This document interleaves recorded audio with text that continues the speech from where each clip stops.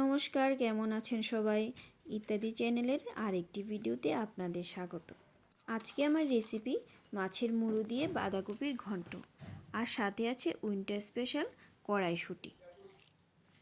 একদিকে বাঁধাকপিগুলিকে সামান্য নুন দিয়ে ভাপাতে বসিয়ে দিয়েছি, আর সাথে দিয়েছি কিছু কড়াইশুঁটি।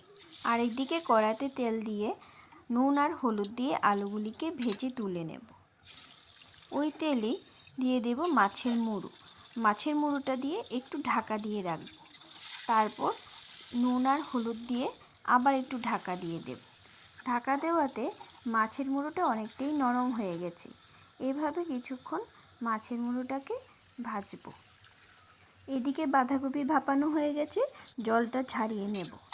মাছের মুড়োটাও ভাজা হয়ে গেছে, এটাকে নামিয়ে নেব। কড়াইতে তেলটা একটু বেশি মনে হচ্ছে, তাই একটু কমিয়ে নিয়েছি। তারপর দিয়ে দিয়েছি একে একে তেজপাতা আর শুকনো লঙ্কা। তারপর দিয়ে দেব পাঁচফোড়ন।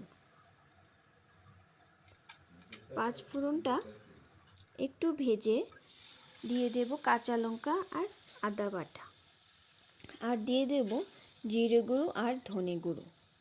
তারপর দেব হলুদ গুঁড়ো আর নুন, আর দিয়ে দেব চিনি।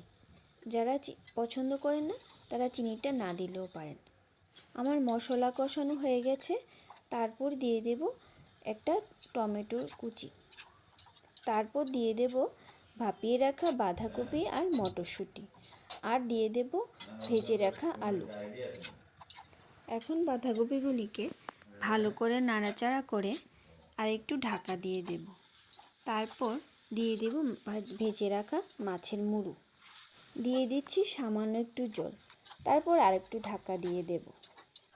কিছুক্ষণ ঢাকা দেওয়ার পর ঢাকাটা তুলে ভালো করে নাড়াচাড়া করে গরম মশলা দিয়ে নামিয়ে নিলেই তৈরি আমাদের মাছের মুড়ো দিয়ে বাঁধাকপির ঘন্ট। আজ এটুকুই। ভালো থাকবেন সবাই। দেখা হচ্ছে পরের ভিডিওতে।